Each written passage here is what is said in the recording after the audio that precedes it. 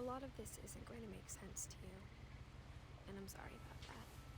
I'm just going to start at the beginning, with the house.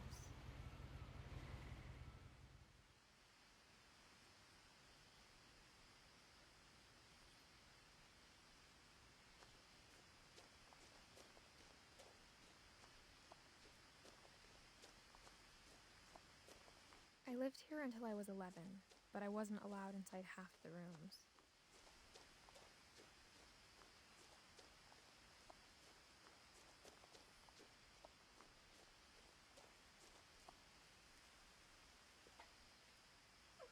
Inside the mailbox were bills from 7 years ago, marked urgent, open immediately. I hadn't been back since my brother Lewis's funeral.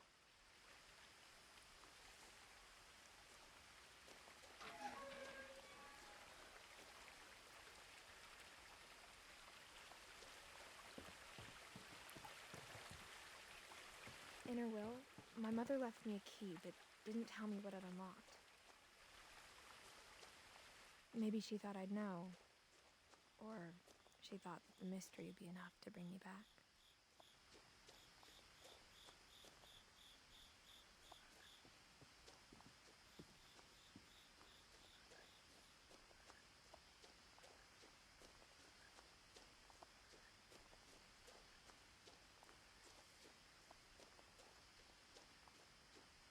No one had driven this way in a long time, but I saw a few hoof prints.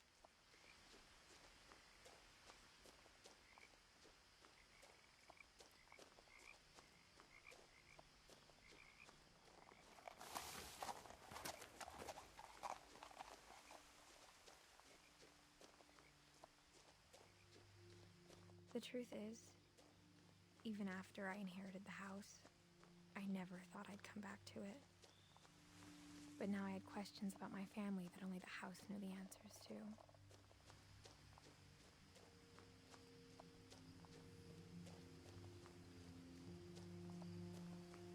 The house was exactly like I remembered it, the way I'd been dreaming about it.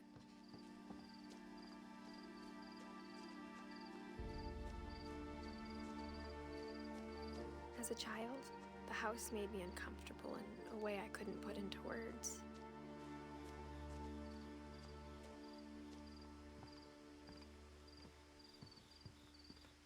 Now, as a 17-year-old, I knew exactly what those words were. I was afraid of the house.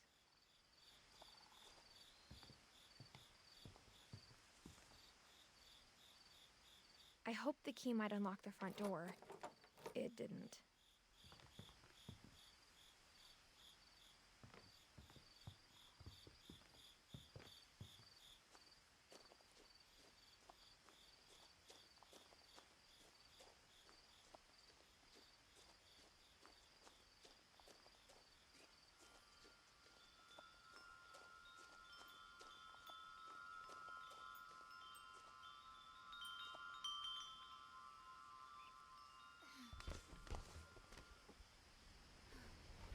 Crawling through the doggy door used to be a lot easier when I was 11.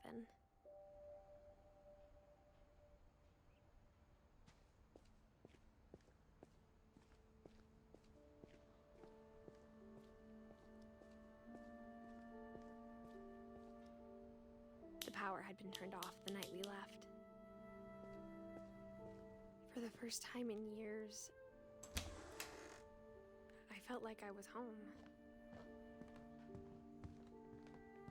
But instead of a family, there were just memories of one.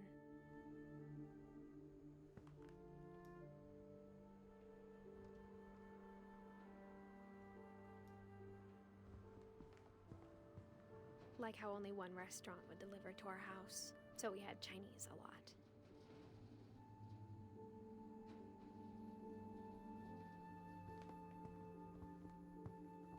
Or how after Lewis started working at the cannery, we all got sick of eating salmon. Except our cat, Molly.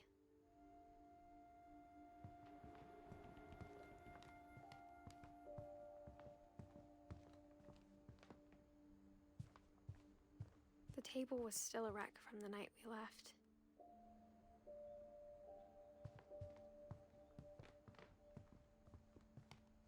My mom was the only one of us who could imagine Great-Grandma Edie living in a nursing home.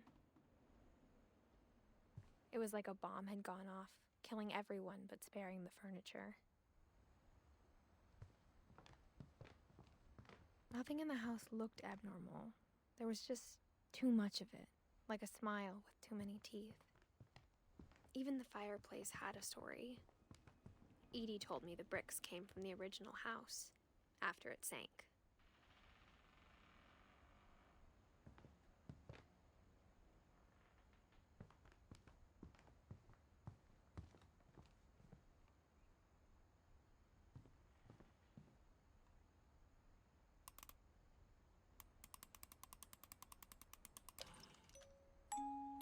Great-Grandpa Sven built a music box for Barbara, along with the rest of the house.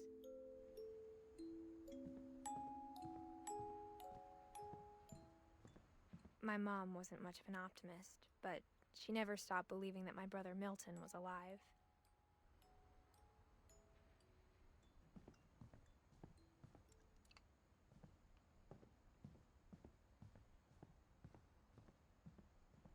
Mom always told me to stay out of the basement, so I wasn't too surprised when the key didn't fit.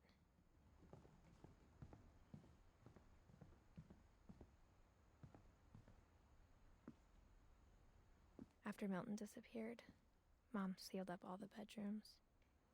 Then Edie retaliated and drilled peepholes.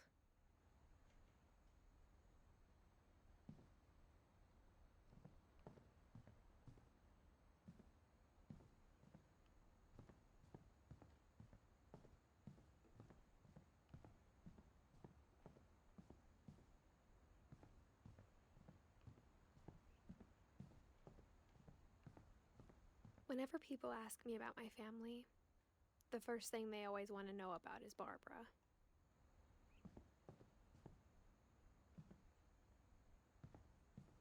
Edie's father, Odin, built the original house.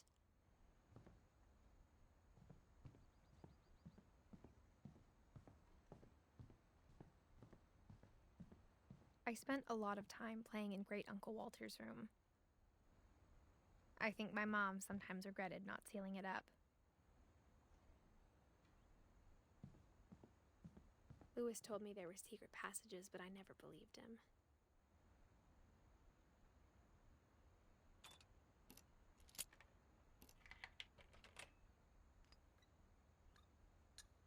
Turns out, my mom was really good at keeping secrets. Now it was time to find out what my mom had been afraid of.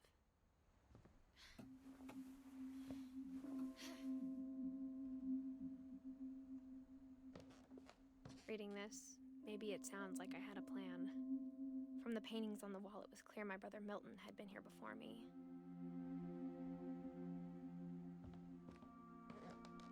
But I had no idea what was behind that door.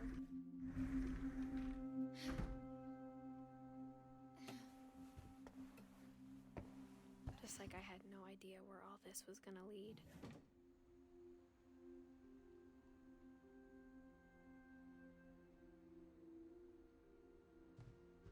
I grew up looking at Molly's room through the peephole. Molly's gerbil had a tiny bedroom with its own even tinier gerbil cage. Being inside for the first time, I felt like I'd stepped behind a painting.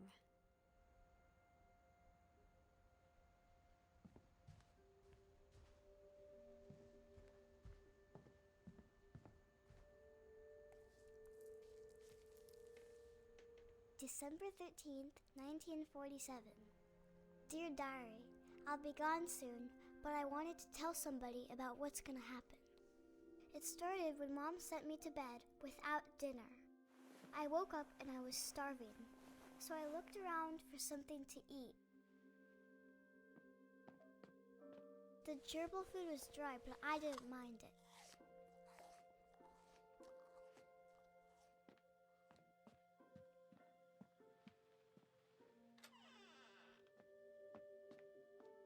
I kept eating and eating.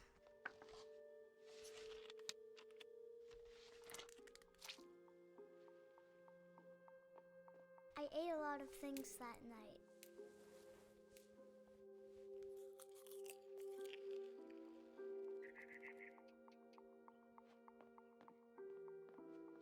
Then I heard chirping outside my window. It was a barn swallow going back to her nest. I reached out for her.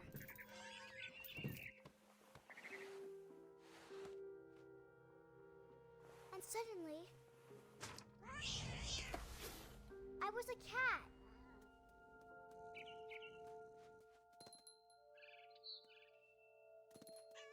I tried to be quiet, but the bird was really scared.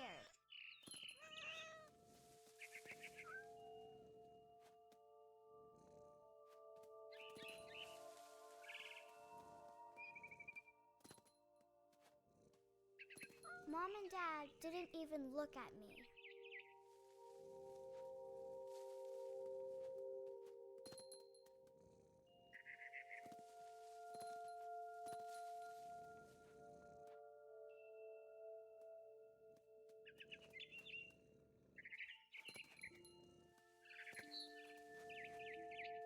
I jumped and I almost got her.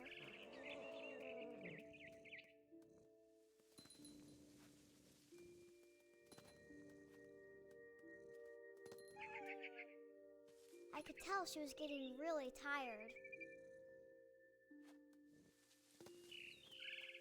Now I was up in the big tree. I promised Dad I wouldn't climb it anymore. All I cared about was eating that mama bird. I gobbled her up. And suddenly, I was an owl. First, all I heard was the wind. Then I heard little teeth nibbling in the grass.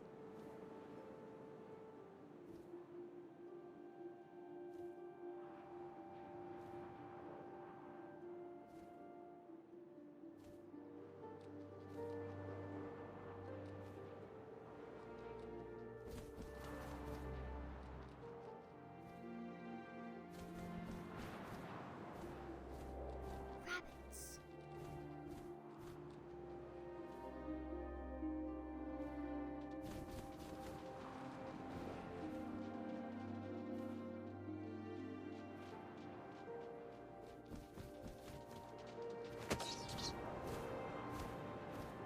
I imagined his face looking up and seeing mine through my talons.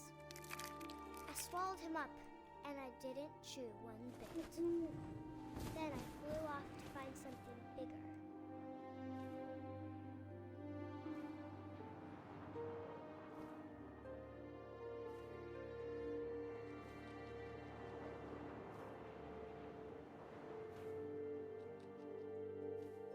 A mama rabbit.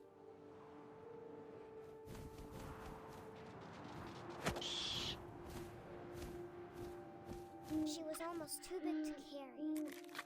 I started choking, but I couldn't stop eating.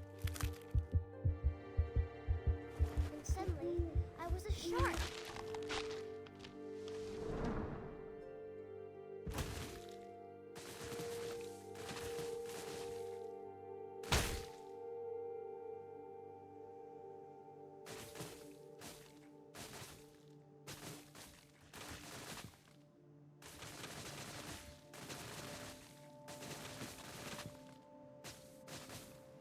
I rolled off the cliff and into the ocean. Now, I was hungrier than ever.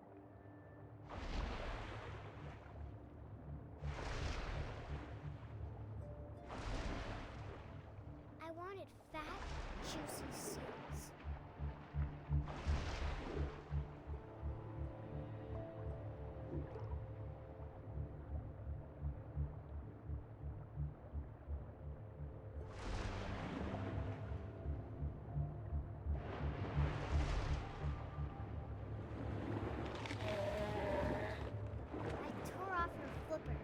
Tasted really good.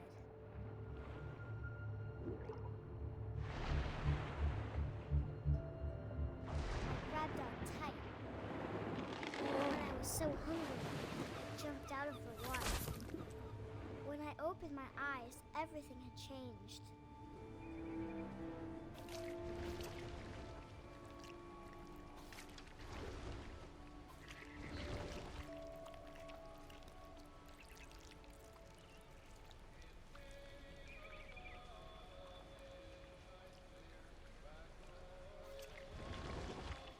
now I was a monster, and I smelled people everywhere.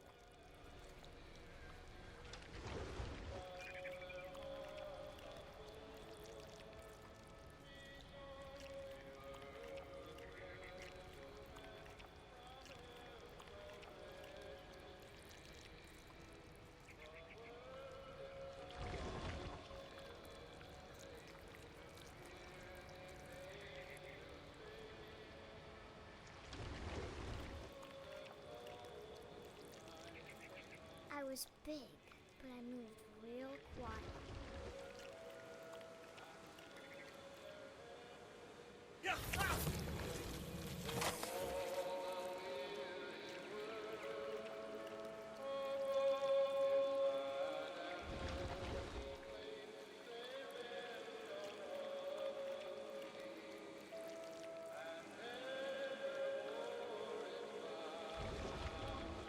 I wanted to stop, but also I didn't.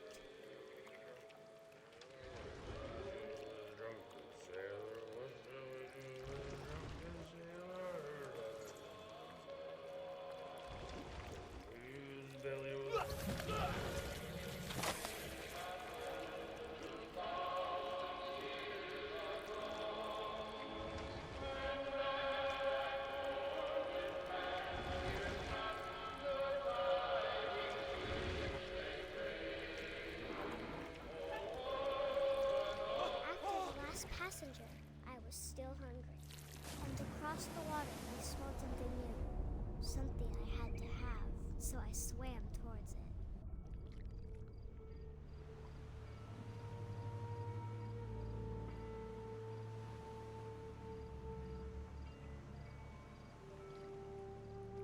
I slithered onto the sand, and the good smell went into an old pipe.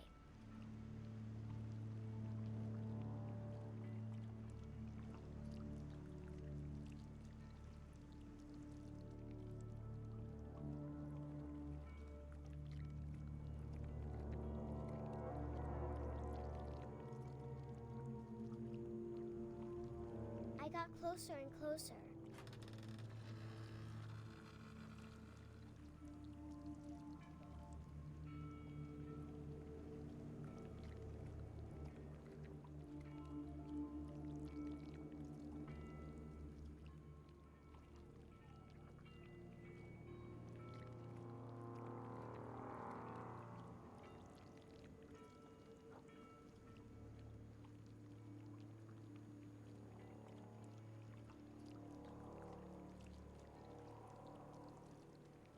All my stomach started growling. And suddenly, I was me again. I held my breath for a long time, but I couldn't hear anything. I think it's waiting for me to fall asleep. But it's not going to wait much longer. It needs to feed, and we both know I will be delicious.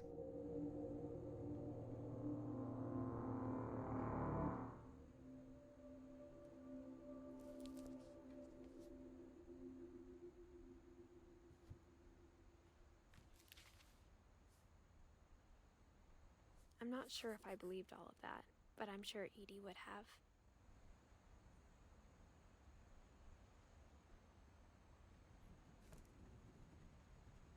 I got the sense Edie had spent a lot of time here, before my mom sealed the doors.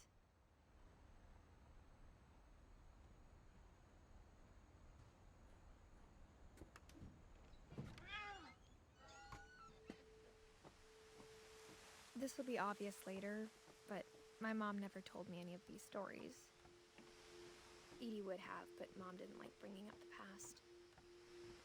Though, when we adopted a stray kitten, she was the one who named it Molly. I spent a lot of time in Great-Grandma Edie's room.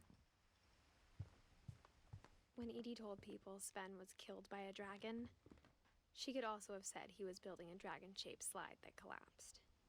She could have, but she didn't. Even in her 90s, sometimes Edie seemed a lot younger than my mother.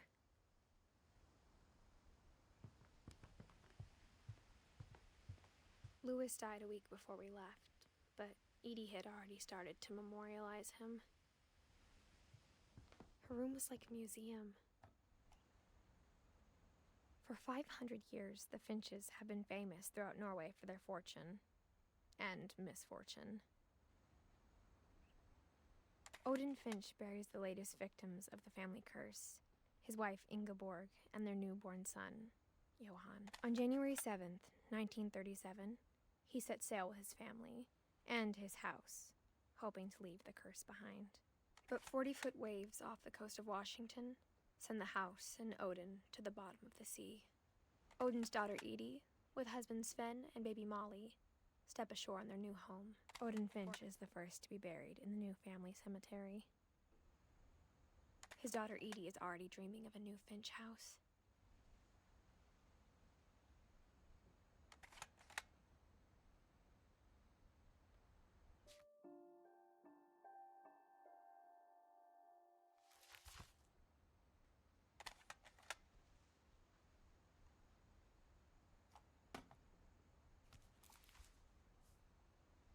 Whatever's wrong with this family, it goes back a long ways.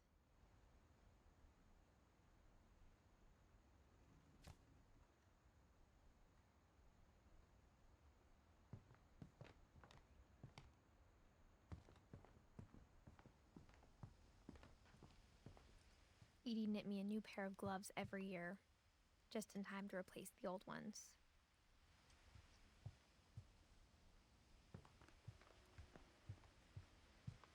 Edie gave a big interview about a mole man living under the Finch house. My mom was furious. I hadn't thought of myself as Edith Jr. for a long, long time.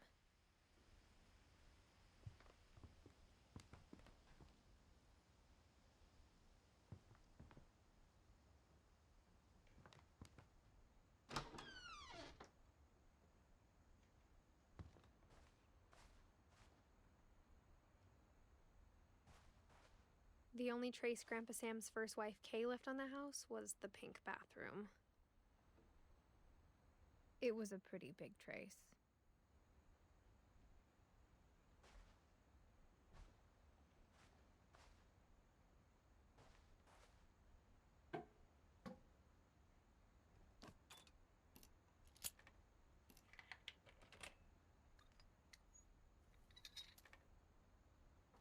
There's a secret in this bathroom. It's in the last place you would look. It isn't in the cupboard. It's hidden in this book.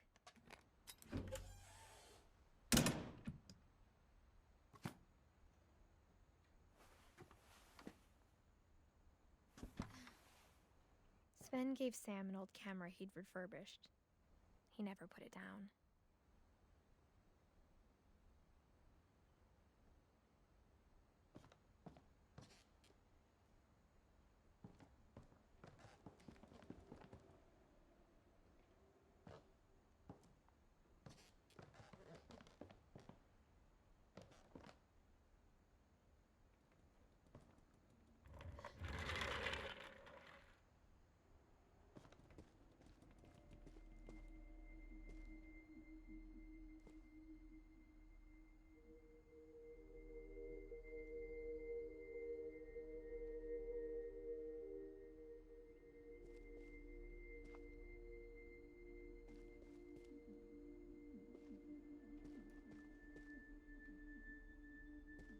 I knew Grandpa Sam had a twin,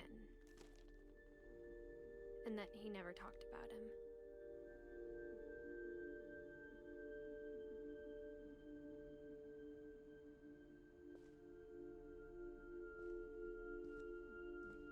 I guess my grandpa didn't like history any more than my mom did.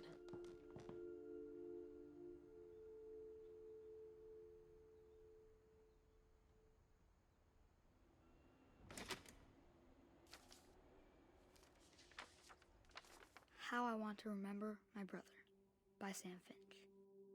The thing I remember is that when he made up his mind, that was it. My brother said he'd die before he ate another mushroom, and he did. At Barbara's funeral, we swore we'd never be afraid again. And he wasn't. I think Calvin always wanted to fly. Sam! Calvin! Dinner's ready! Coming! But that day, he finally made up his mind to do it. I told him going around was impossible. Maybe if I hadn't said that. Calvin! I'm not gonna tell you again! Maybe if the wind hadn't picked up. Then maybe he'd still be here. But I doubt it. I think he'd already made up his mind. That's what I want to remember about my brother.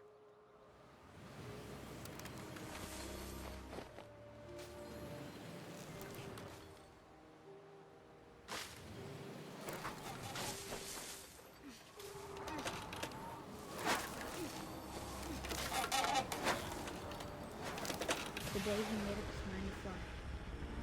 And he did.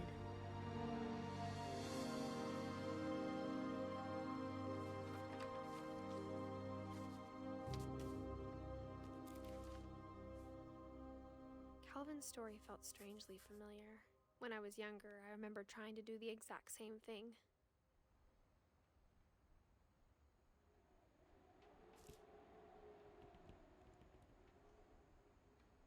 After the funeral, Edie roped off Calvin's half of the room.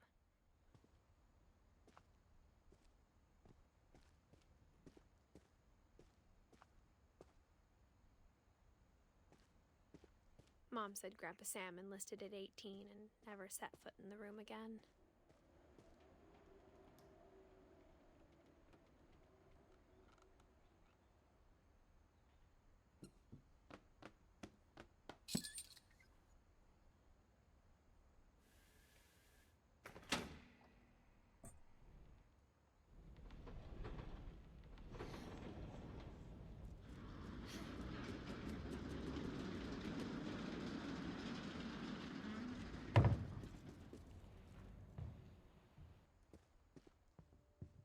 The passages were a pretty tight fit.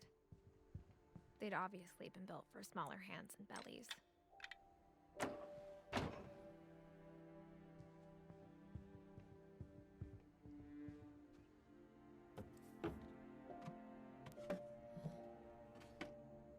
Growing up, I always thought of Barbara as a child star.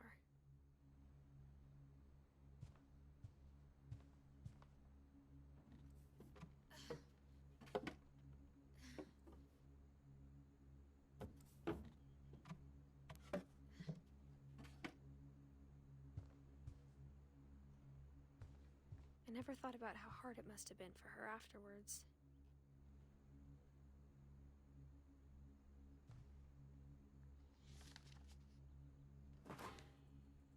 Of all the stories people wrote about Barbara's death, I'm surprised Edie saved this one.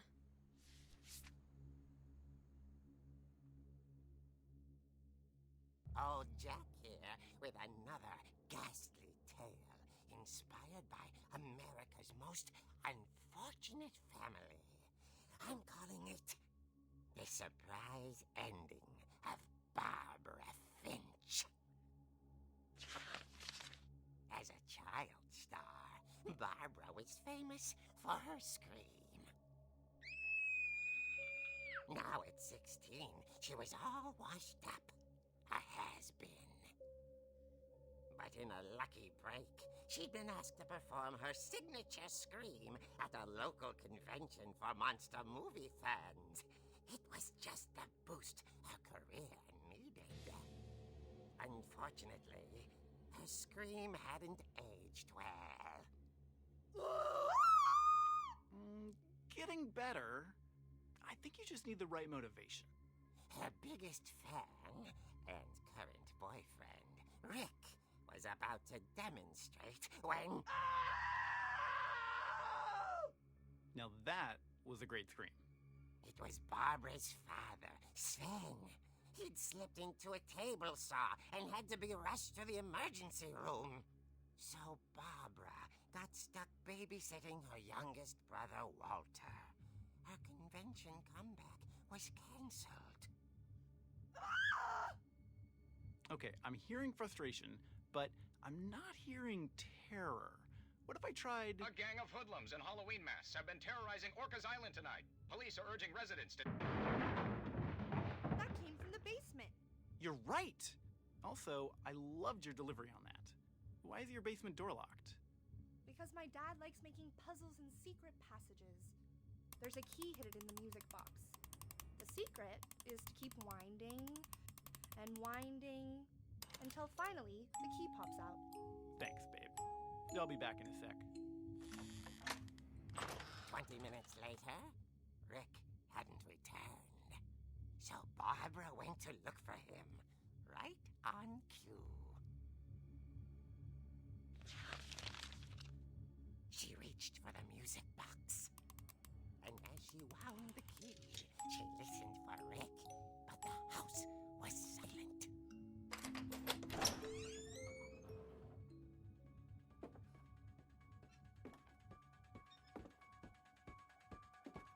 She found Rick's crutch and imagined the worst.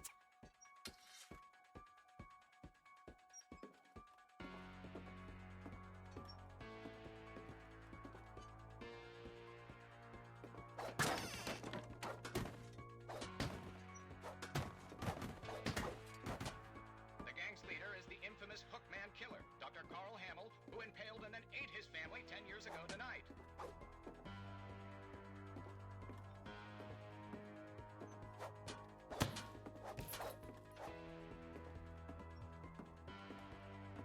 The old fridge rattled and grew still. Oh dear!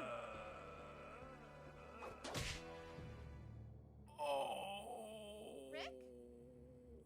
Barb, relax. I was just trying to scare you to help you find your scream. Well, I'm not scared, Rick.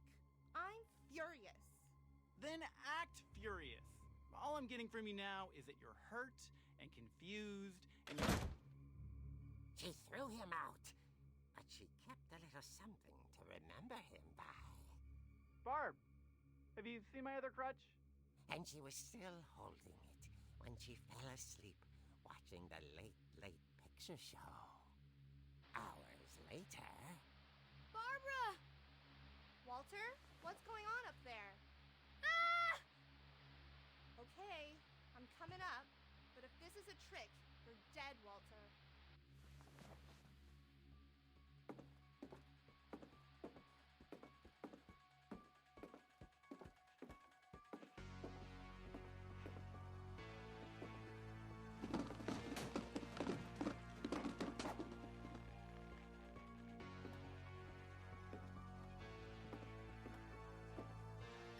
Walter, are you there? Walter had vanished, but his bedside radio was still on. Orcas Island police describe the man as 6 feet tall, with a steel hook for a hand.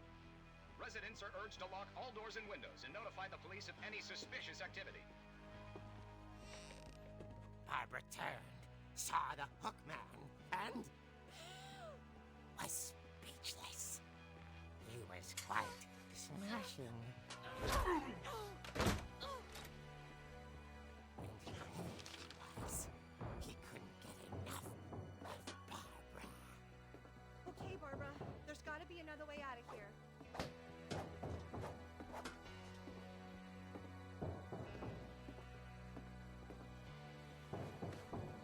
That night, she played her part beautifully.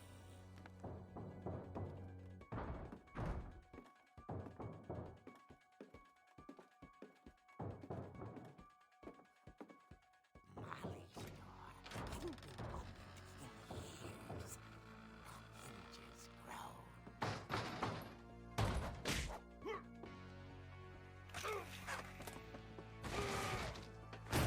He wasn't moving, but she sensed the story might not be over yet.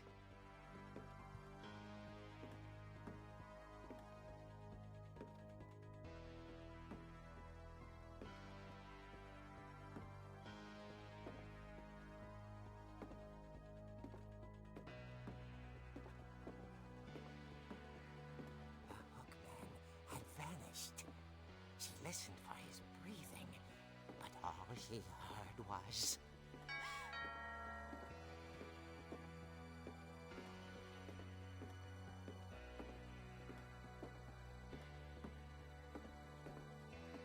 At the door, she heard whispering. It was coming from inside the house.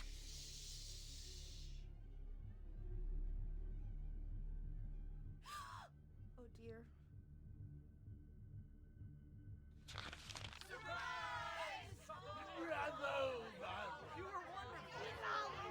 The monsters had come to surprise her. For Barbara, it was a dream come true. Then she saw what kind of monsters they were, and she realized what was about to happen. She was going to be famous. And with her final breath, Barbara Finch gave the performance of her life.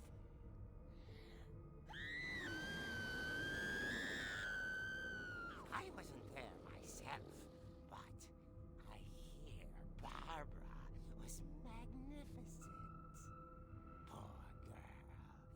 She had a taste for stardom. But unfortunately, so did her fans.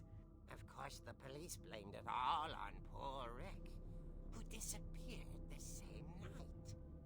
And little Walter, hiding under his bed the whole time. He took it all pretty hard, but that's another story. As for Barbara, tucked inside the music box is all they ever found of her. Her ear. Now that's what I call a real eerie tale.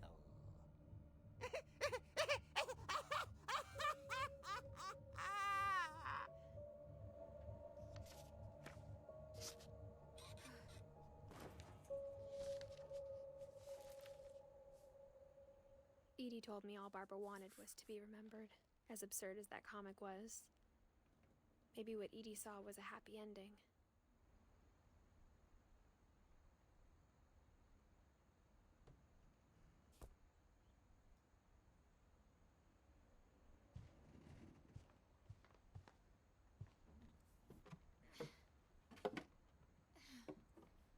I guess now I know why Mom didn't like me playing with the music box.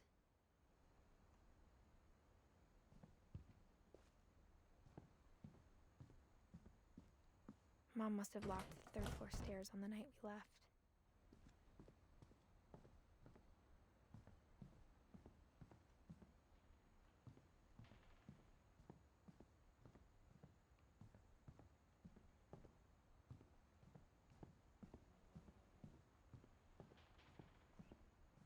It's funny. All those times I played with the music box and never found the basement key.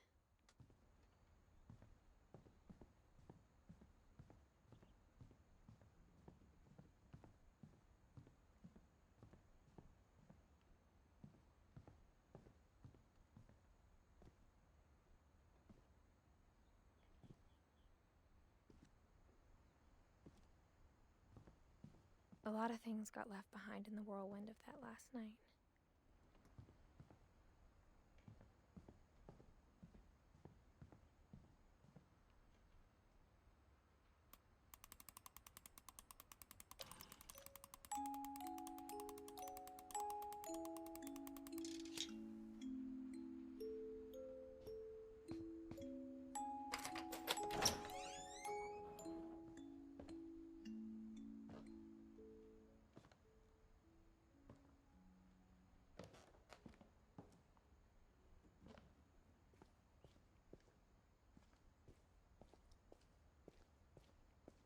Mom said the basement was off limits, unless I wanted another tetanus shot.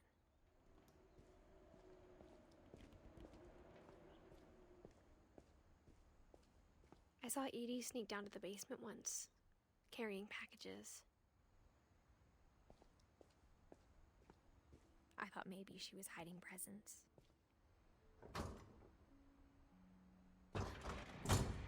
It turned out she was hiding a lot more than that.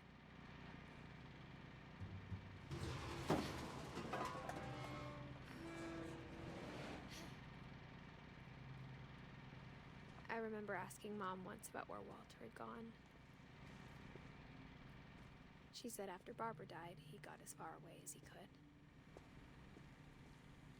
If there's a pattern in all these stories, I think it's that none of us has gotten very far.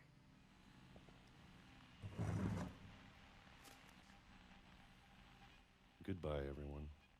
I can't believe I've been down here for 30 years. On that first day, after the shaking started, I didn't think I'd survive a week.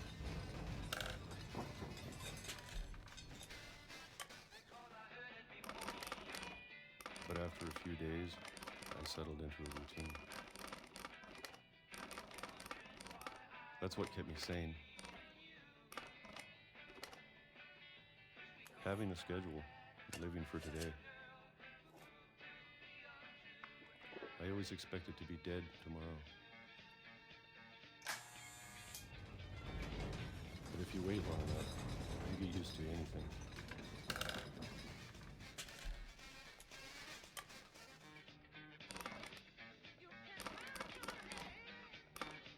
Even a monster on the other side of the door starts to feel normal.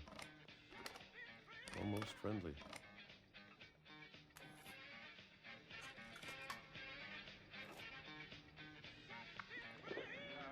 And then one day, everything just stopped. Whatever that thing was, it was gone. Maybe it got tired of waiting. Or maybe I just got tired of being afraid.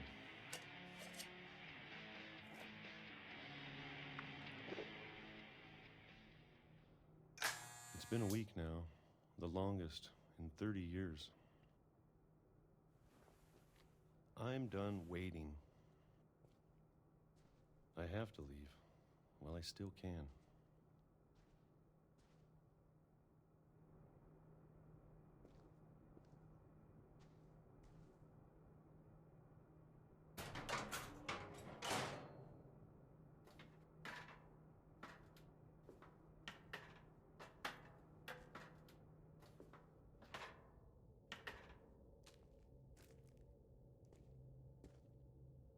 I know it's out there, somewhere. Whatever killed Barbara and Molly and Calvin.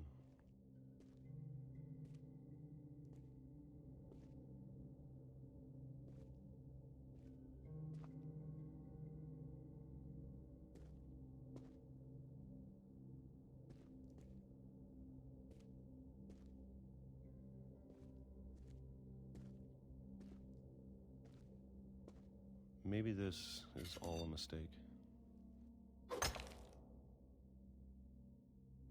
But I need to stop living the same day, even if it kills me.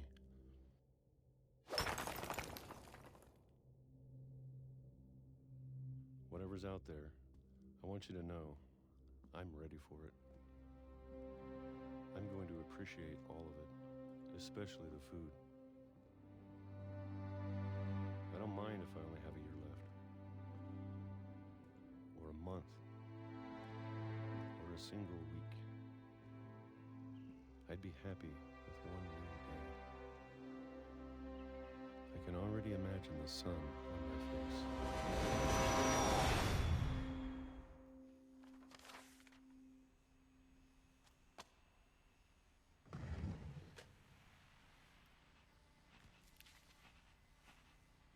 Walter died when I was 6. I can't believe my mom never told me he was down here.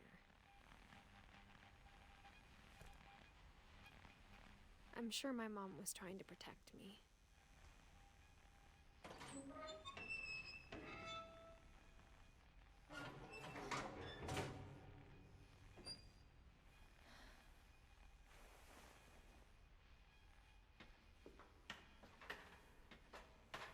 Maybe she was afraid I'd end up like Walter. But if she never told me about an uncle under the house, I can only imagine what else she was hiding. I don't want to make the same mistakes she made. Trying to bury something that's still alive. Now that there's only one of us left, or maybe two, I thought it was time I heard the stories for myself and found out what happened to everyone else. But now I'm worried the stories themselves might be the problem. Maybe we believed so much in a family curse, we made it real.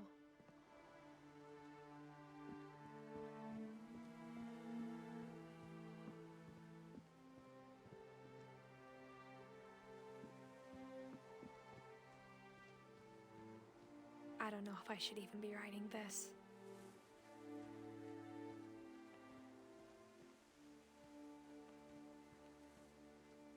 Maybe it'd be better if all this just died with me.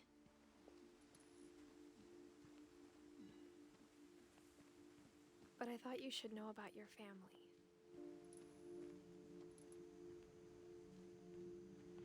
And the history you're a part of.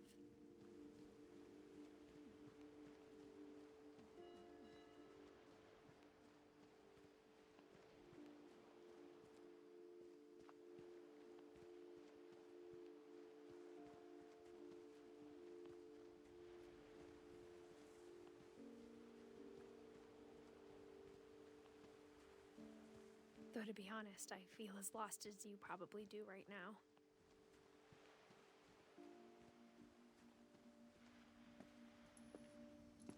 I think the people in these stories believed them, for what that's worth.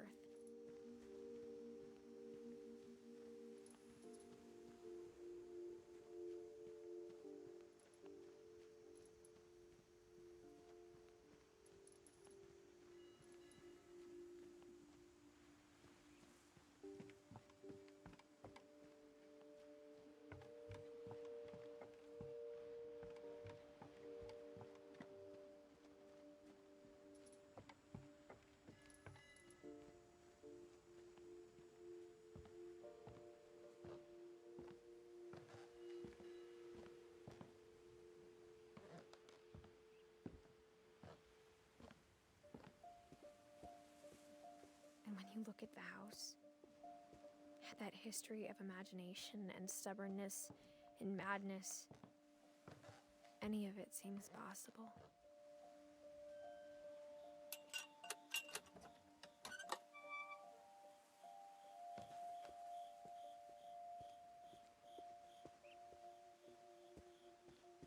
I think we've been surrounded by death for so long, we've just gotten used to it. What kind of family finishes building a cemetery before starting the house?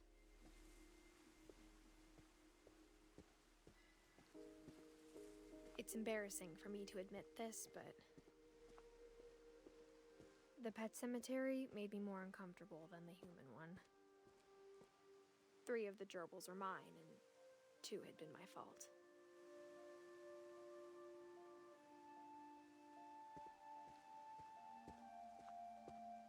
Sven built the house, but it was Edie who designed the cemetery.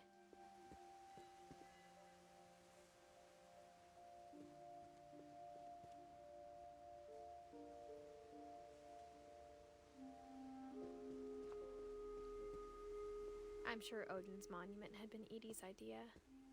My mom was always trying to move on, but for Edie, the past never went away.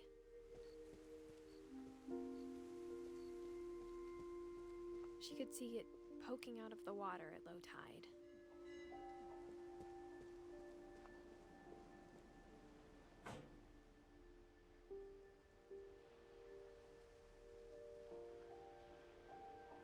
Edie said she dreamed about the old house every night.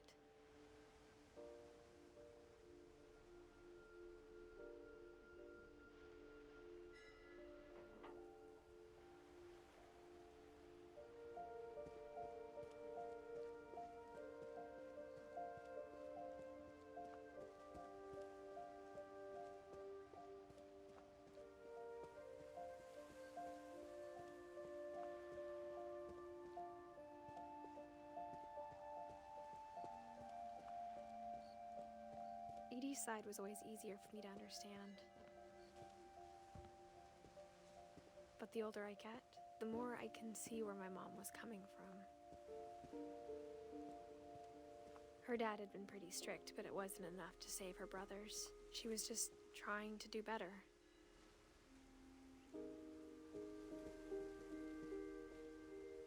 She lost 2 of her brothers, just like I did. I get why she tried so hard to protect us.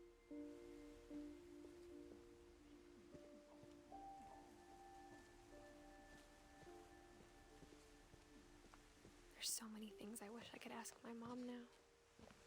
Part of me thinks this is what she wanted all along. For me to come back someday and find everything out for myself.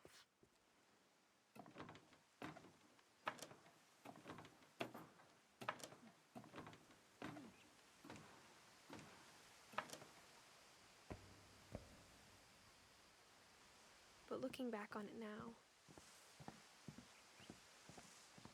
if she told me there was going to be so much climbing, I never would have come when I was 22 weeks pregnant.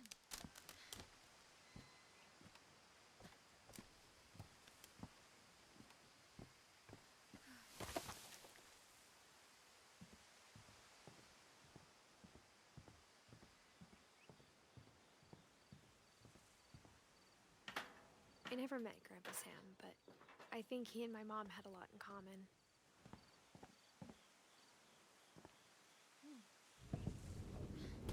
They were both pretty intense.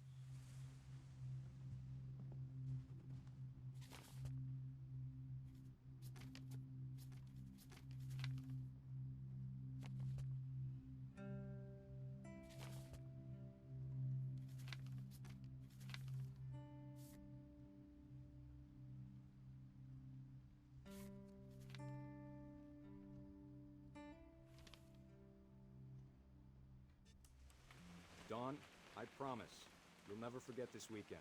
Yes, sir. These memories are gonna last a lifetime. Hmm? Perfect. Am I gonna have to shoot anything? It's gonna rain the whole weekend, isn't it?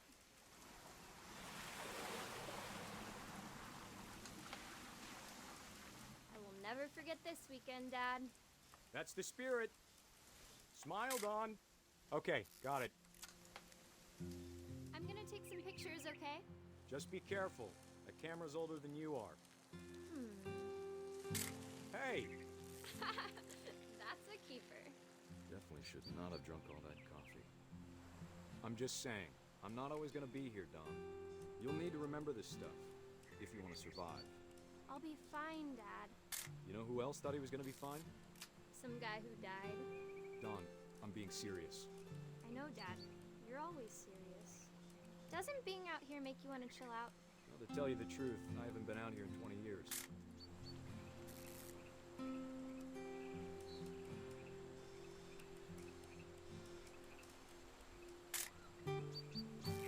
Last time I was with my brother Calvin. Dad! Good eyes, Dawn.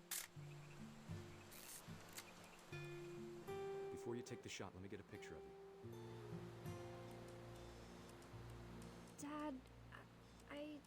Just... Let me get behind you. Do I have to do this? Dawn, you don't have to do anything. But if you will... Great shot, Dawn!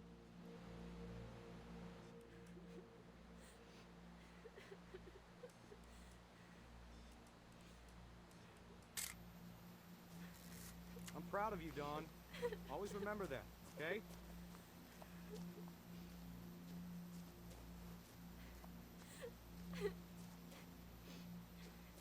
Dad, it's twitching. I think That's it's totally so... normal, Dawn. Just focus on the camera. Try not to think about... Dad!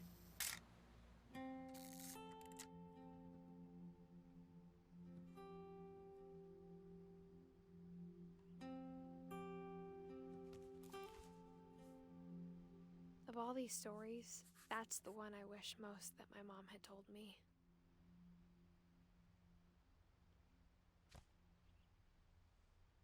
Sam spent his life shooting photos, but Mom said he got nervous being in front of the camera. I guess we're all afraid of something.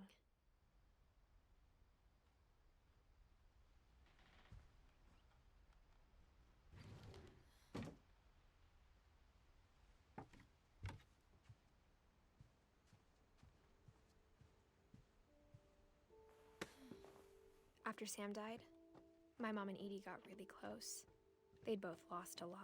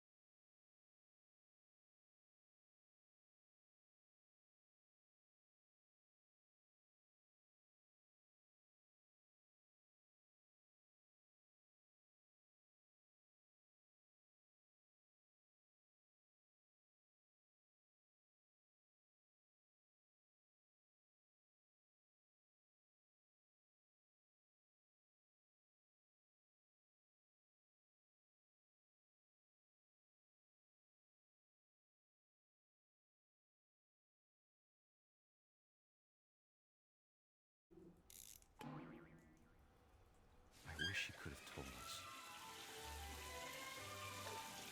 about the world he saw.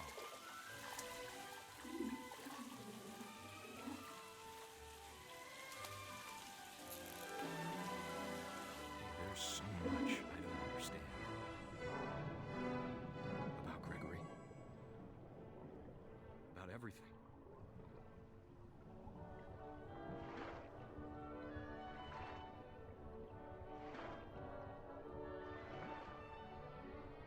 But I know what happened wasn't your fault.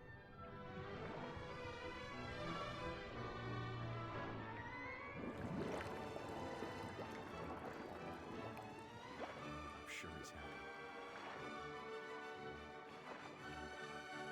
And he'd want you to be happy too. Good luck, Kay. Love, Sam.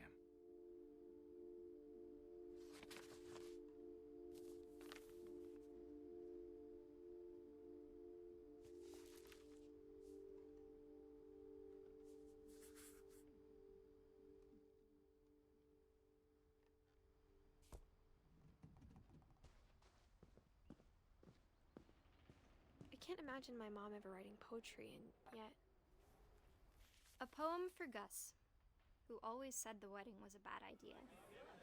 Our father never hit us kids, at least not very hard, before the day my brother said with teenage disregard that he'd be dead before he'd see a wedding in our yard.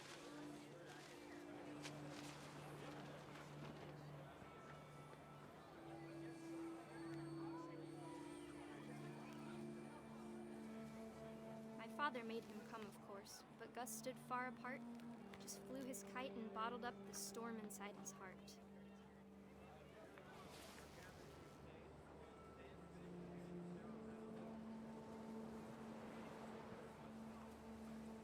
I tried to talk him out of it, but though he'd never met her, we don't need a stepmom were the words that I now pronounce you husband and wife. You may kiss the bride.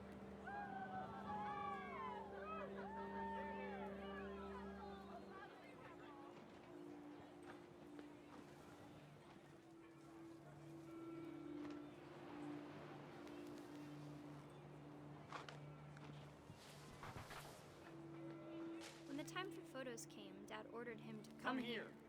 But Gus declined, and as a sign held up his middle finger.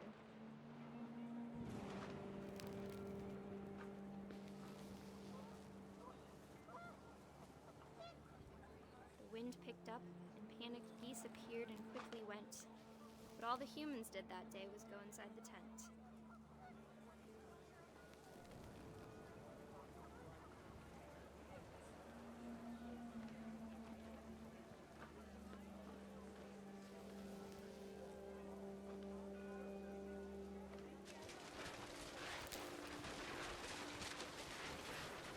The rain came down in buckets then, but no one seemed afraid that nature might destroy the tent our dad had crudely made.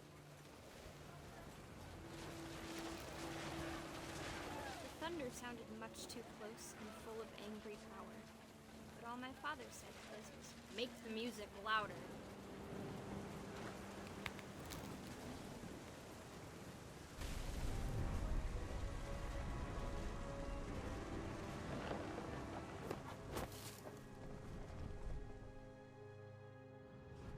I wish that I could truly say I thought about you on that day.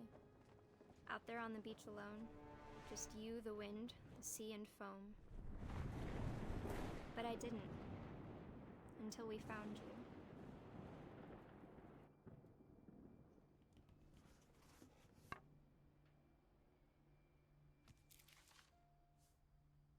She never talked about him, but Mom told me once if I was a boy, they were going to name me Gus.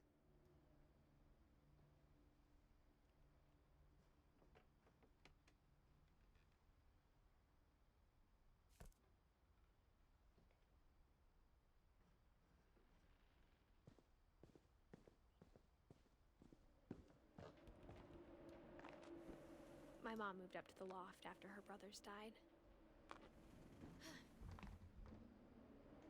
At the time, it was as far away as she could get.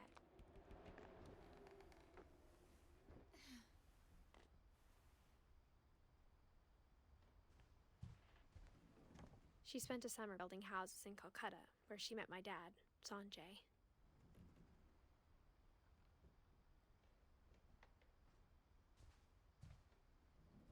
My mom moved to India a week after graduation and got a job teaching English. Louis was born a year later.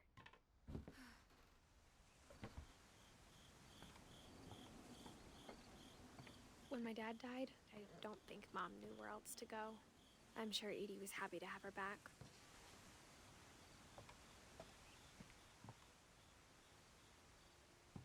And to see kids in the house again.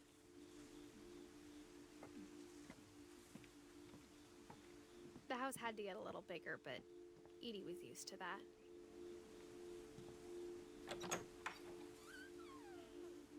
And for a while, things were good. Almost normal.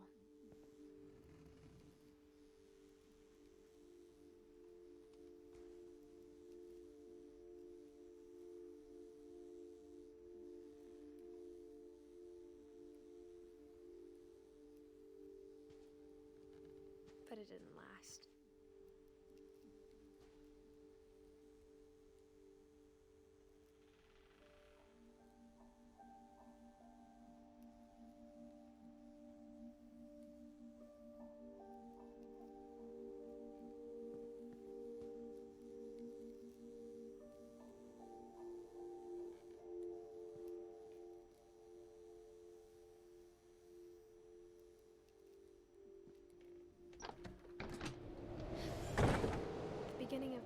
Milton's 10th birthday, when Edie gave him a castle.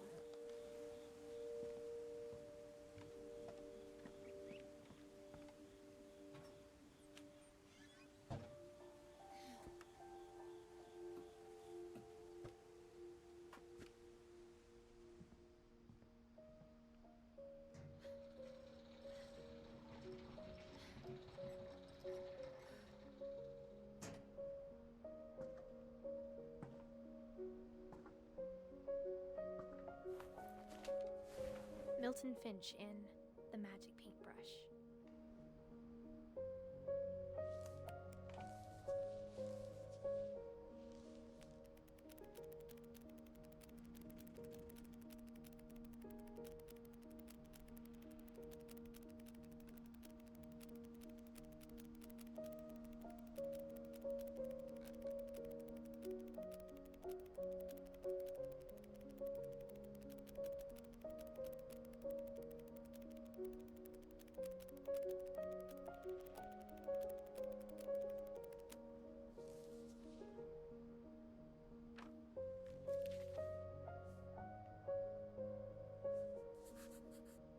I was 4 when Milton disappeared.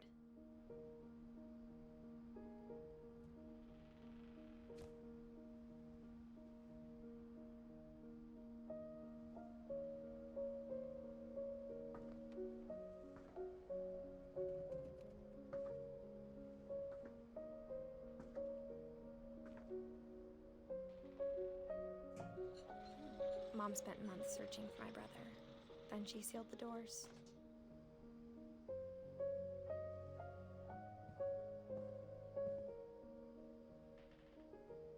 Whatever Milton had found in the house, Mom didn't want it getting out.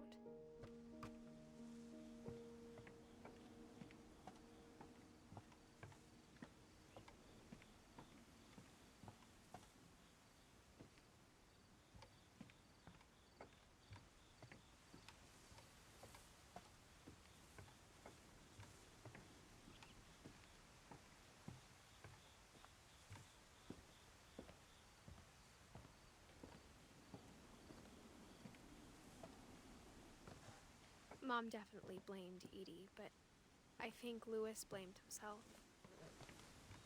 After he graduated, he just spent more and more time in his room, until Mom got him a job at the cannery.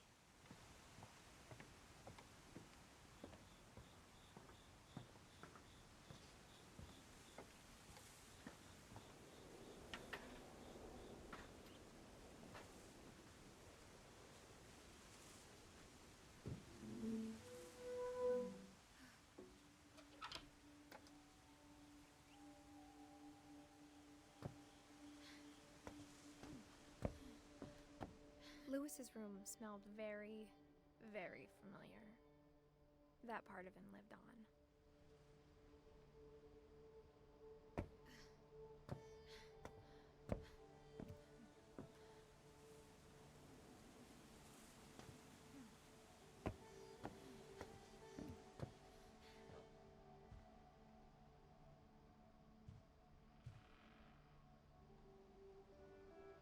Louis and I spent a lot of time playing games together, but he was surprisingly bad at them. He died a lot.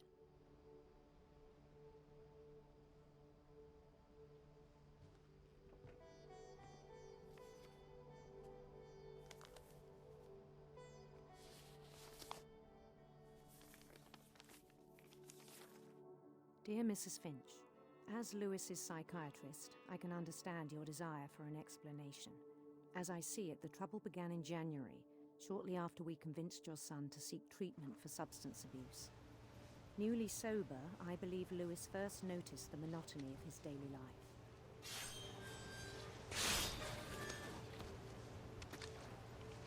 He kept working at the cannery, but he withdrew part of himself. In our sessions, I saw the same behavior. His mind began to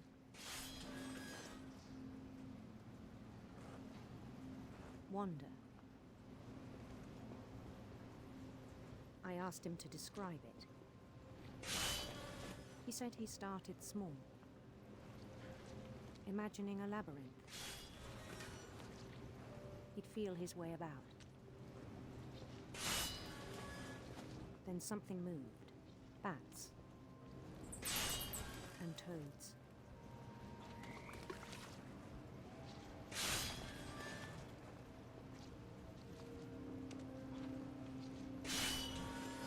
And things that have not names. He knew it was all in his head. But he took it very seriously. I had hoped he'd find himself.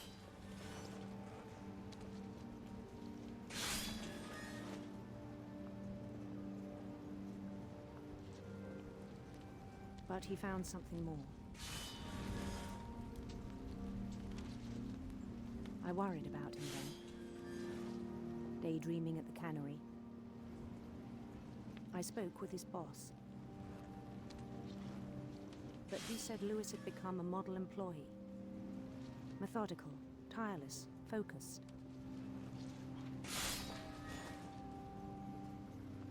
Like a whole new Lewis. So I let him go on.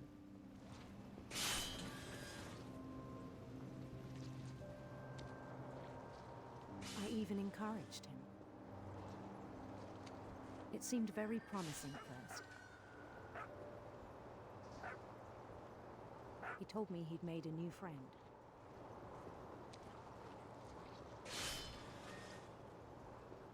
On the edge of a city he named Lewis Topia.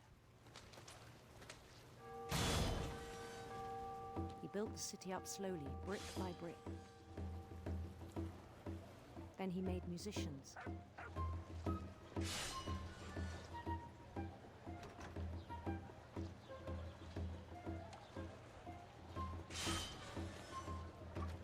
And songs for them to play. He talked about starting a band. And he was always humming something. Every day his imagination grew stronger.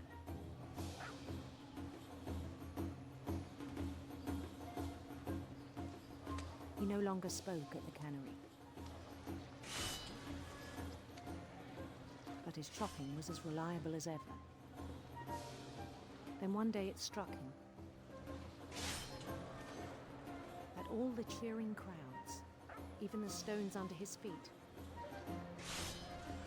were all in his imagination, so he could do whatever he wished.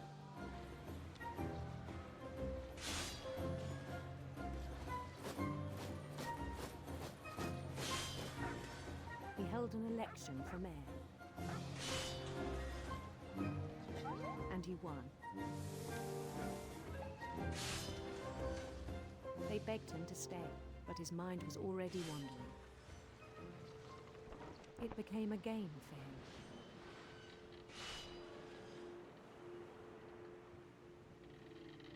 He'd conquer a city, then immediately push on.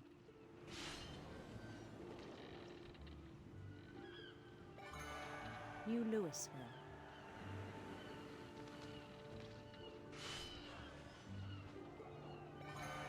St. Louis. He started drifting away from our reality.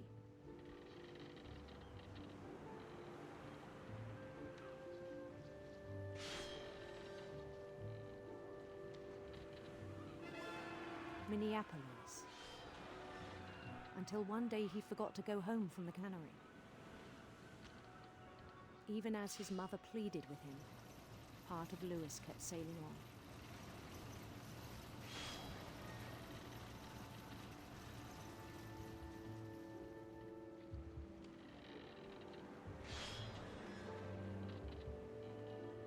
In Lewisburg, he heard rumors of a handsome queen.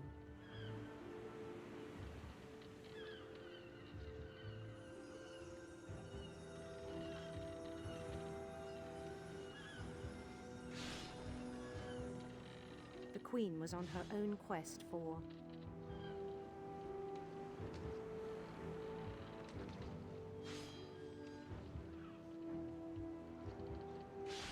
radiant rainbows.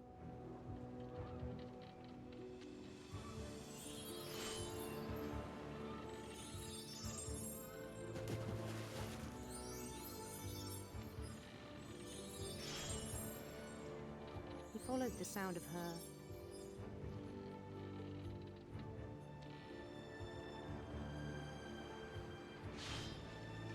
electric sitar.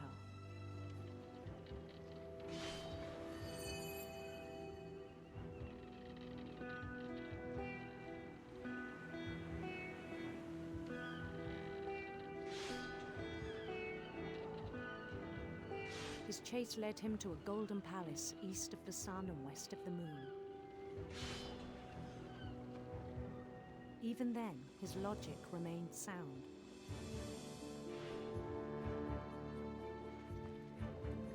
He knew the world was all in his imagination.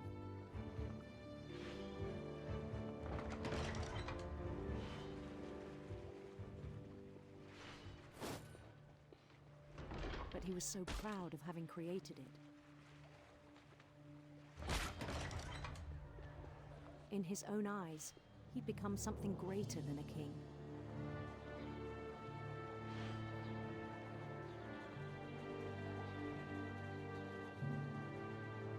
For someone who'd never known success in the real world, I think it was overwhelming.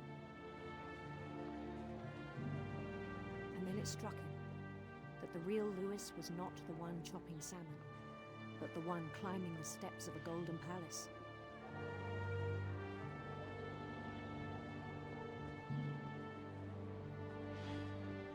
My imagination is as real as my body, he told me. It was hard to argue with him.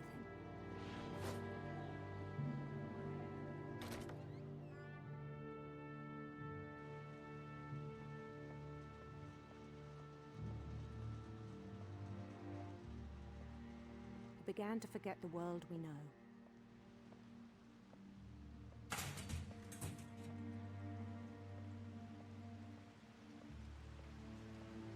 I think it pained him to remember Lewis, the cannery worker.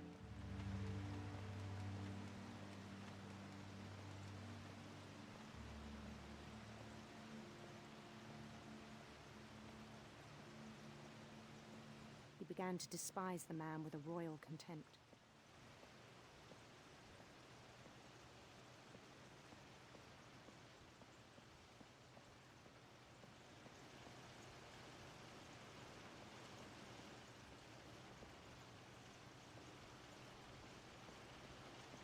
I still thought I could save him. Even after he said he was being crowned king over all the lands of wonder.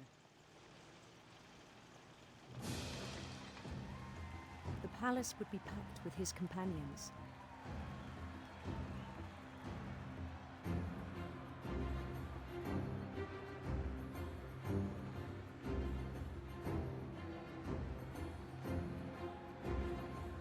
Including the wise Calico who insisted on inviting him.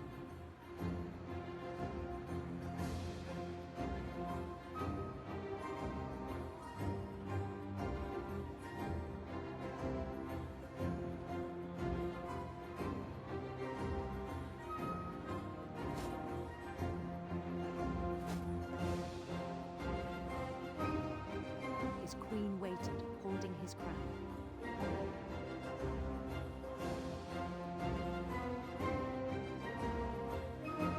There was only one thing left to do.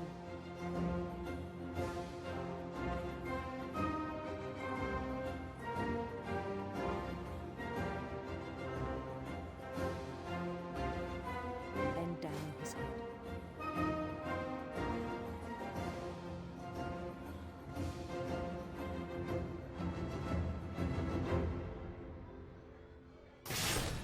And the rest I think you know. Mrs. Finch, your son was a kind man who will be missed by all of us who knew him.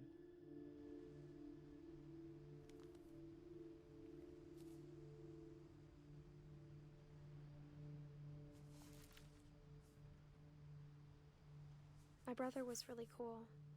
I wish you could have met him.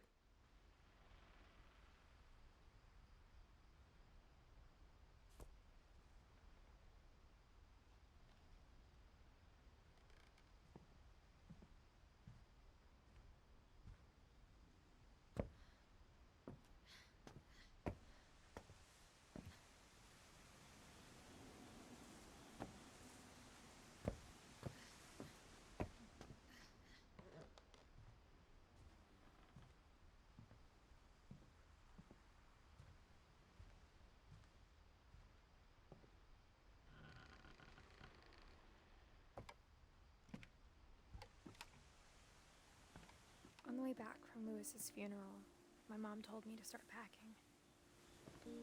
She waited until the day before we left to tell Edie. I'm not sure if she wanted to make it easier or harder.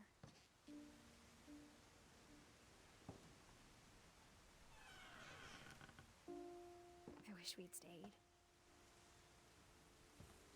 But I understand why we left.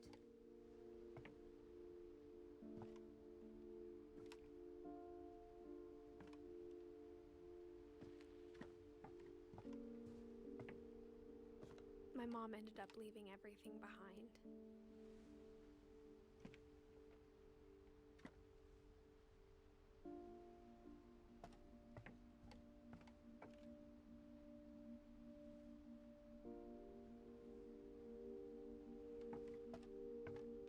What happened that night had been coming for a long time.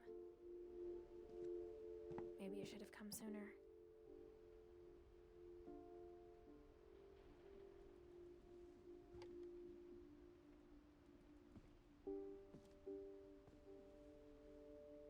But it had to end one way or another. All that's left now is to tell you about that last night.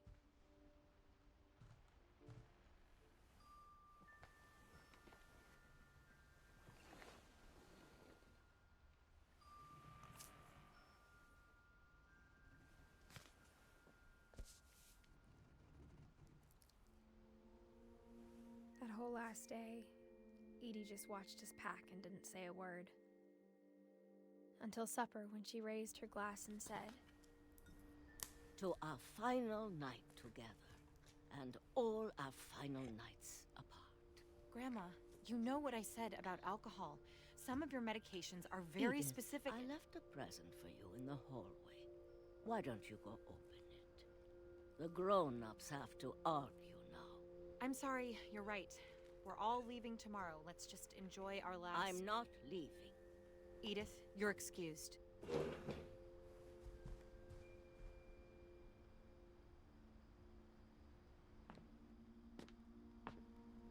The power had been shut off that morning, but Edie always had plenty of candles. When my mom sealed the library, I don't think she knew about the other entrance, or that Edie had a key to it.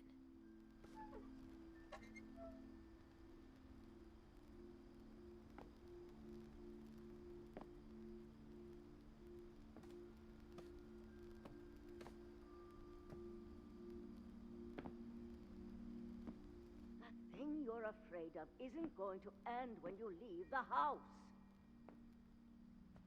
Edith has a right to know these stories.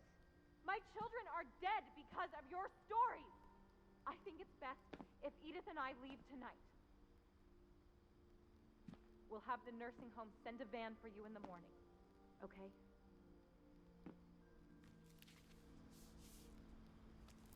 Dear Edith, there's so many stories I wish I could tell you, but there's only time for one.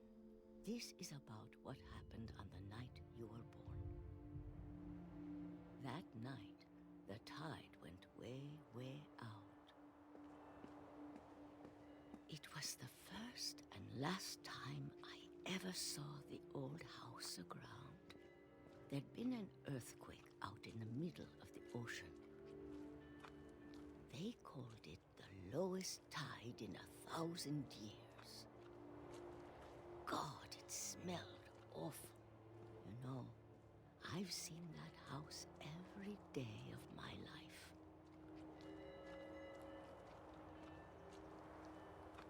But I never thought I'd go back to it. When the fog rolled in, I lost my way.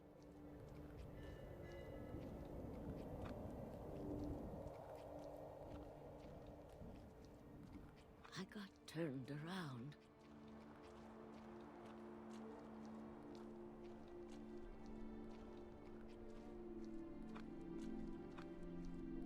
For a while, I wandered.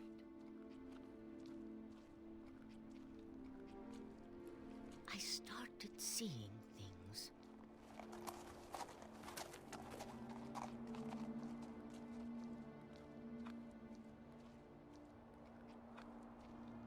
things I'd forgotten had ever existed.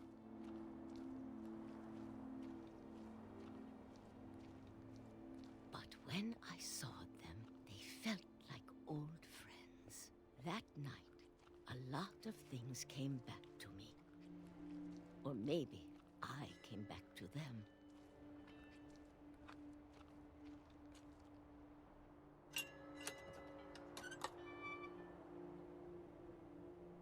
Things I can't explain, but that I need you to try and... Edith, what are you doing in here? It's mine.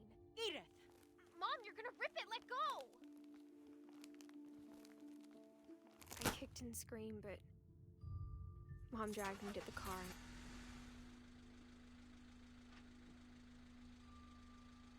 I never saw Great-Grandma Edie again.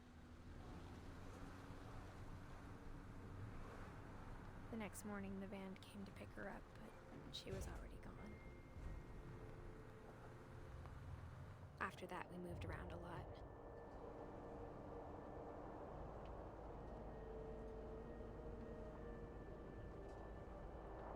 We both tried to make the best of it.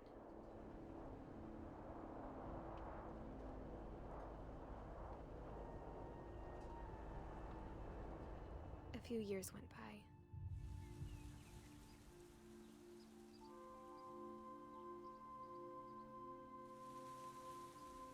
My mom didn't like to talk about it,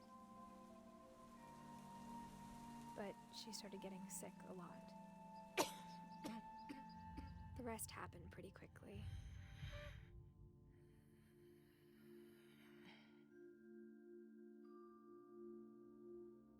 She got better for a while, and then she didn't. And then I was alone.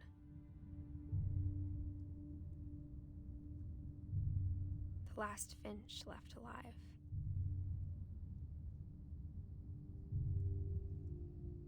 Until I found out about you. I'm still not sure what to tell you about all this.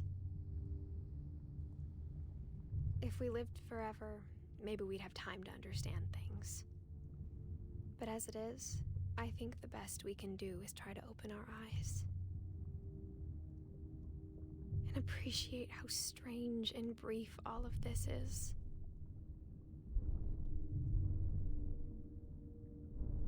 This journal was supposed to be for you.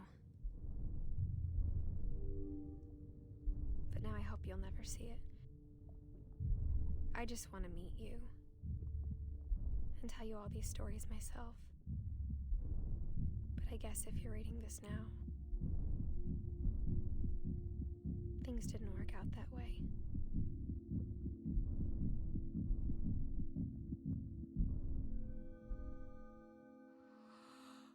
This is where your story begins. I'm sorry I won't be there to see it. It's a lot to ask, but I don't want you to be sad that I'm gone.